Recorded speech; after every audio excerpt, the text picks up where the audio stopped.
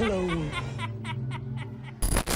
What's going on, everybody? Welcome back to the channel. This is Eric, and today I'm going to be doing a full review on Knock at the Cabin. This one may have some spoilers. I'm not really going to hold back because this movie's been out for a while, and I almost have to give spoilers to review this movie. It's almost impossible not to, because even if I just say some of my overall thoughts, they almost are kind of spoilerish, and I'll touch on that in a little bit. But this is a pretty interesting movie by M. Night Shyamalan, who obviously has had some really amazing movies: The Sixth Sense, Unbreakable, Split.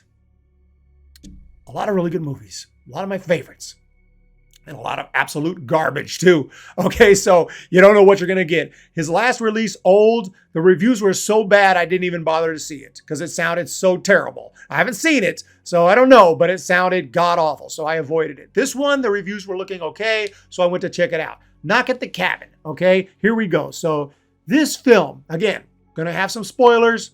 Spoiler alert, you've been warned.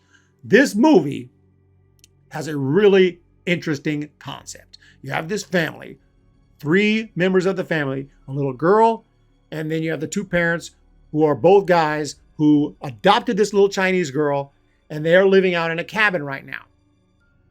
So, okay, what happens is this group of people show up at the cabin with some crazy looking weapons, trying to break in, and understandably, both of the parents are like, yeah, doing whatever they can to keep them from coming into their home. Perfect sense. They get in anyway, and they inform them that one of y'all needs to kill another one of your members of your family, or otherwise the world is going to end. Except for y'all three will be the only ones left.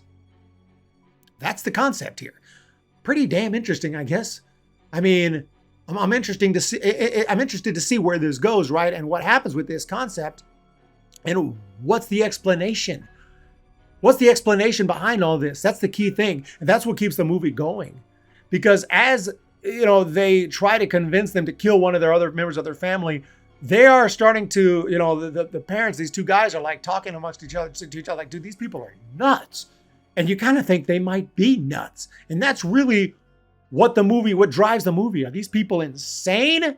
Are they homophobic who got together on a message board on the internet and got together to do this? Were they manipulated by one of them who was homophobic? And there's some clues to that might be the case in order to come and try to do this. Or are they just flat out insane? Or are they right? Could they be right?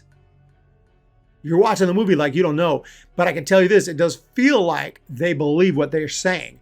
Especially the main character here, played by Dave Bautista, seems like a very gentle man, even though he's a giant, even though he's a big guy, very strong and powerful looking dude, but he's a school teacher. He says he seems very kind, and all of them they don't feel like your typical people that are breaking into houses wanting to cause problems. They seem like kind people, normal people who were put in this crazy situation, and they really pull it off, and it makes it all the more interesting.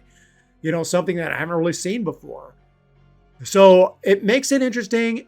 As the movie goes on, I start to think this is going to have some kind of a wild twist at the end when we find out the explanation behind all this. Either it's true and we're going to find out why it's true. Either it's a bunch of crap and these people are all insane. Maybe they are homophobic. Maybe this is a group of just bad people. But then again, why are they killing one at a time every time they give them this chance? Are you going to kill one of your family members to save the world? And they say no, which obviously they would say no. They say, you guys are a bunch of lunatics. Hell no. Anybody would say that. I would say that I'm not going to kill my daughter. I'm not going to kill my husband here. I'm not sure if they were married in the movie, but I'm not going to do that. So whatever, dude. The world's not ending. You people are nuts. Do what you got to do. Straight up, dude. I mean, that's what anybody would say in that position. Then they will murder one of their own, and then they start this series of plagues, and they say the first plague has been set, like they can do nothing about it. Then they turn on the news to show them and prove what just happened. But they do it instantly. This is one problem with the movie. The news reports were just annoying. The news was for us to see, for everyone to see what was happening, but it would happen instantly. That's the weird thing. So what I mean by that is they would say, will you agree to do this? They would say no. And they say the first plague has been set. They turn on the TV and there's a news report about maybe a hurricane or an illness or planes that are crashing randomly. But the news is acting like it's reporting like this is full steam ahead. It's been going on for a while.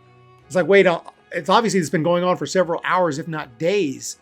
But you just said you just put the plague forward. Wouldn't you have to say, okay, the plague is now active. We're going to turn on the news in about 4 hours and you're going to see what's going on, which you guys just did. That would make a little more sense. Maybe it doesn't go as smoothly for the movie, but it doesn't make sense. And even the guys point that out, like, dude, this is pre-recorded. They already knew this was going on the news, and this is an excuse to try to get us to believe this. Don't believe this. This is crap. And I'm kind of like, yeah, they're right. It is crap. Except for it keeps getting worse and worse and worse and worse with each plague. And you're like, what is going on? All this is really interesting. There's flashbacks to earlier times with the couple. There's no flashbacks to anything earlier with this group of crazy looking people. We don't know, other than what they say, we haven't seen these visions that they say that I recall. They didn't really show that. Visions that they're seeing that tell them this is true. They kind of seem crazy. The only evidence they have is when they turn on that news and we actually see what looks to be crazy stuff. Now, if I was one of those guys in the chair, I would say the same thing. It's like, dude, this is recorded. Dude, they CGI this crap. These are freaking video editors with a bunch of money. They're trying to get us to think this is true. And obviously that's possible because they did make it, because we watched it at the movies. In other words, it is possible to make these news clips look real because they did it for this movie. We saw it. So I still don't know if these people are nuts. Like, what's the twist going to be? Are these people actually a bunch of homophobic people who made these news clips to try to get them to kill one of their family members, and they're killing themselves while doing it? Damn it. Are we talking about dedication here? These people are freaking nuts or not? Are they freaking manipulated? Are they telling the truth? I have no clue. If they're telling the truth, then we're going to have to still get some kind of twist explaining it, right? Sadly, we get none of that. So I'm going to spoil the end now. Like I've said this entire time, spoilers here, but at the end, the twist is that there is no twist. What they were saying is evidently true. They kill everyone. Dave Bautista's the last to go. He kills himself, and they don't even give a good shot of it. It's kind of like from the here down or something. We kind of barely see it. The gore in this movie for a rated R movie is pretty underwhelming. That aside, that final scene, at the end of this movie, we find out, sure enough, they need to kill one of their family members or the world's going to end. That's it. They didn't explain why this is true, but apparently it's true. And one of the dudes kills the other dude. I thought at least maybe somehow they would kill the little girl, maybe even accidentally in some of the struggles and some of the craziness, because there's a gun involved. There's lots of struggles as they're dealing with these seemingly crazy people. And I thought maybe she would get killed in the crossfire, something would happen and that would save the world, but they would mess them up. I didn't really expect that anyone would kill her intentionally. But that didn't happen. And one of the guys killed the other guys. And then the guy who survived drives off with his daughter. They go to some bus station or something. They look up at the TV. Just in time, the TV is reporting that everything is looking like it's going to be okay, which is ridiculous. The news wouldn't be saying that. Things would still be going crazy. They would report like, looks like a few planes have landed safely, but the whole world is on fire and everything is going crazy right now. The news always just told us exactly what we needed to hear at the exact moment they would turn it on. Quite unrealistic. The news reports were just annoying in this movie because they were so on the nose. It's hard to explain unless you watch it. It just doesn't make a whole lot of sense. The timing of the news and everything was just to let us know what's going on. I know they have to kind of do that, but just didn't like the way it was executed. But the end, sure enough, they saved the world and everything is fine. We don't know why this whole thing happened. We don't get an explanation. And there was no twist. The twist was there was no twist. Everything those people said was true, and it played out just that way. Not even an explanation. Nothing surprising. One of the guys killed one of the other guys in a moment where he was like, just take me out, man. I'm ready. I'm ready, man. Take me out, raise our daughter. Do it. Boom. Okay.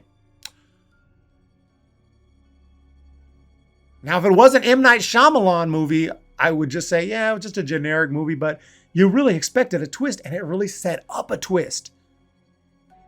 And I know this was based on a novel, and I think they actually changed the end.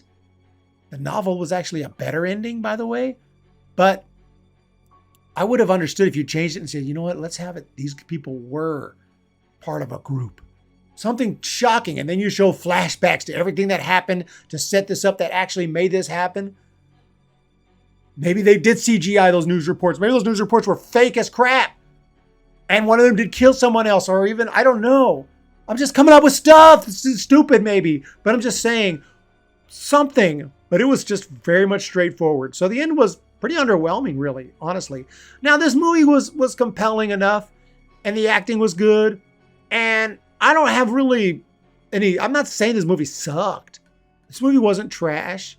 I would maybe watch it again. I wouldn't spend much money on it to own it on Blu-ray. I'll buy it at the thrift store, garage sale for a couple bucks. I'm not going to go buy this one for $10 or anything like that, because I don't really have a big desire to watch it again anytime soon, but I wouldn't mind revisiting it at some point. But it's not one of M. Night Shyamalan's worst. It's not one of his best. Somewhere in the middle, I guess.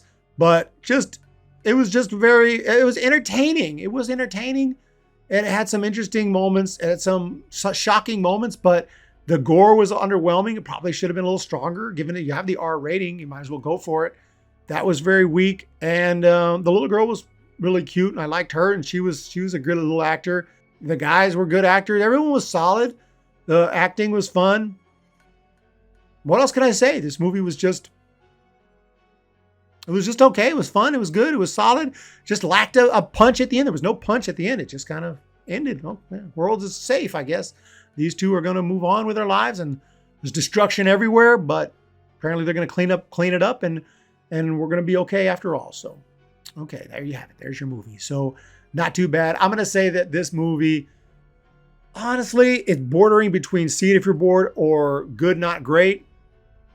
I think it was just enough in this movie that it was good, but certainly not great. And that's where I'm at with this one. Good, not great for this movie. Just better than see it if you're bored. Just better than that. So let me know what you guys think if you've seen this one. Not so bad. A lot of interesting concepts. But the best thing about it is the first time you watch it, and that's only if you haven't been spoiled, so hopefully you've already seen it if you've watched this, but the first time you watch it, because you're wondering what's going to happen. Holy shit, this is going to be tight. This is going to be off the charts. This is going to be this is going to be insane. Shit, nothing happened. Fuck. So let me know what you guys think of Knock at the Cabin. That's my thoughts on it. Hope you guys enjoyed the video. Make sure to hit the thumbs up, hit the subscribe button for more, and we'll talk to you next time.